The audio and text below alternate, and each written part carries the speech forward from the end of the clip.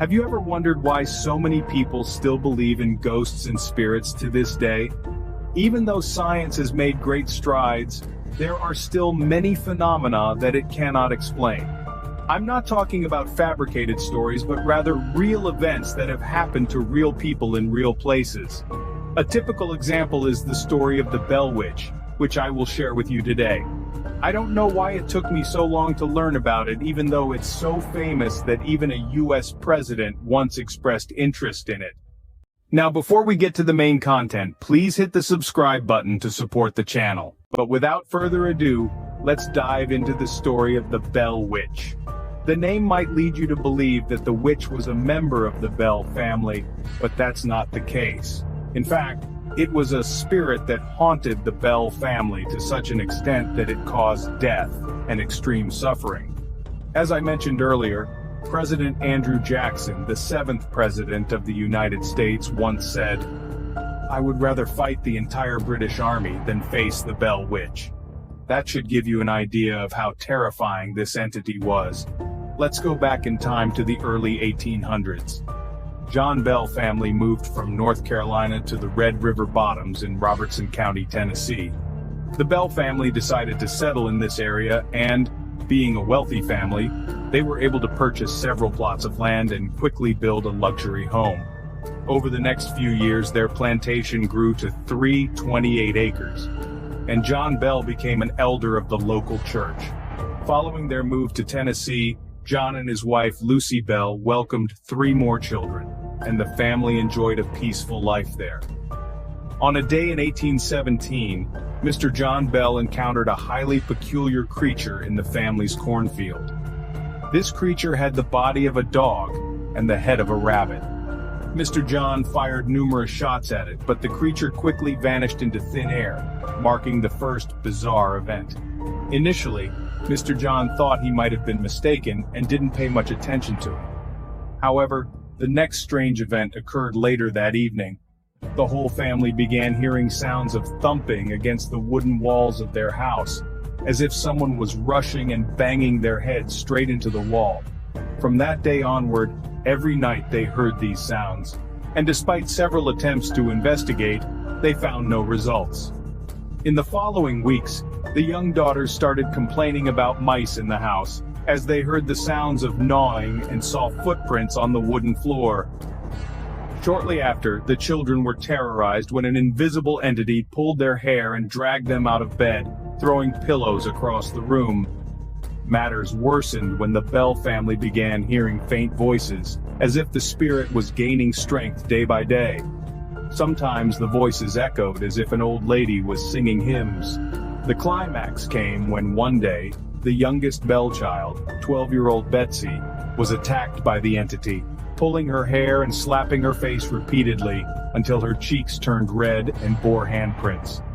Despite feeling utterly helpless against the invisible entity's attacks, the Bell family decided to keep this matter secret, knowing their significant influence in the area.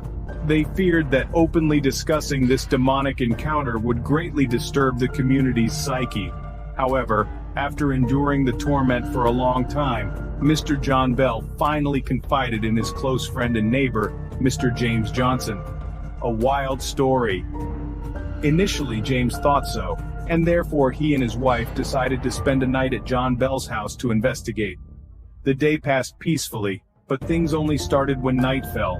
James and his wife had to endure the same torment that the Bell family had previously experienced. The entity even pulled the bed sheets and slapped James's face several times. He jumped out of bed and said, "In the name of God, who are you, and what do you want?" But he was met with only an eerie silence. The night passed without any further strange events.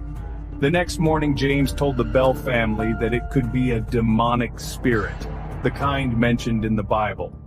News of this supernatural phenomenon quickly spread outside the area, even reaching Nashville, where Major General Andrew Jackson was stationed. Andrew Jackson, who would later become the 7th President of the United States, became curious about the so-called Bell Witch.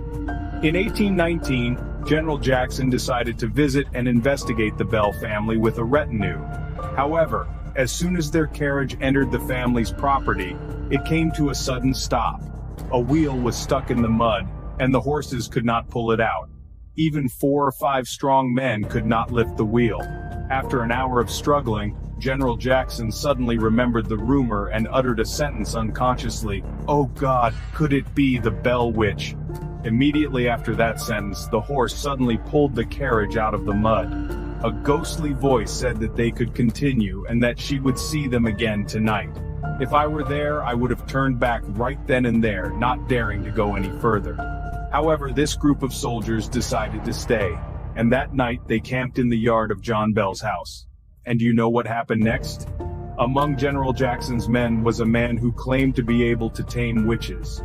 When it was almost time to go to bed, he suddenly pulled out a gun and bragged that he had a silver bullet, something that all spirits should fear. Immediately after his words, the man who claimed to be able to tame the witch suddenly screamed and was thrown to the ground.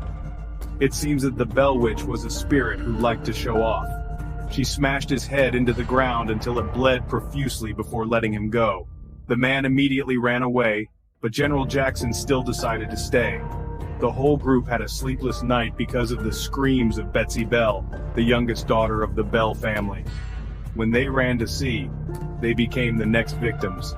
They were lifted into the air by invisible forces and thrown to the ground. General Jackson and his army were forced to leave the Bell Mansion before it was even light out. At this point, he also declared, "I would rather fight the entire British army than face the Bell Witch." After all the events that had happened, they finally asked the question, what exactly is the Bell Witch? The witch that haunted the Bell family, or whose spirit is she? At this point, people noticed that everything seemed to have started after the funeral of Kate Batts. Kate Batts was a neighbor of the Bells. While she was alive, Kate always insisted that the Bell family were all scammers who despised slaves and forced them to work without pay. Kate Batts died in a fit of rage. She swore that she would come back to avenge the Bell family, even if she had to become a wicked witch. Even though there are many inconsistencies, and this is just speculation, people have come to believe that the spirit haunting the Bell family was indeed Kate Batts. Afterwards, the supernatural phenomena continued to occur, and no one had a way to solve them. In the fall of 1820, John Bell's health declined visibly.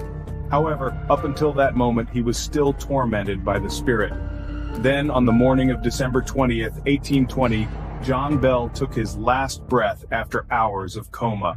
After his death, a strange liquid was found in the cupboard. His son dropped 2 drops on the ground and the cat licked it and died instantly. To this day, the appearance of that liquid has never been explained. After John Bell died, the entity seemed to stop harassing the family. However, after a short time it returned.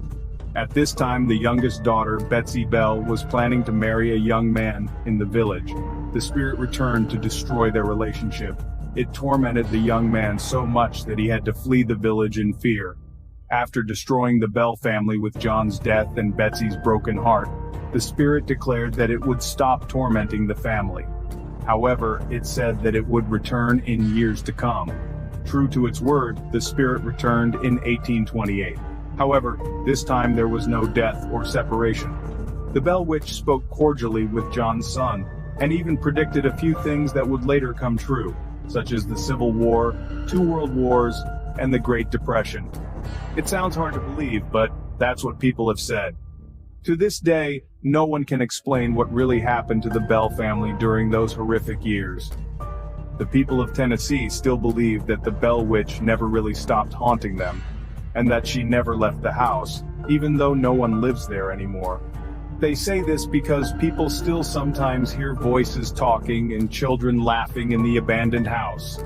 They are also no longer surprised to see ghosts floating in the cornfields at night. So, after hearing the whole story of the Bell Witch, do you believe that this spirit really exists? Let me know in the comments. And this is CreepFactor. Thank you for taking the time to watch the entire video. And if you like this video, please click like, share, and subscribe to the channel for more interesting contents.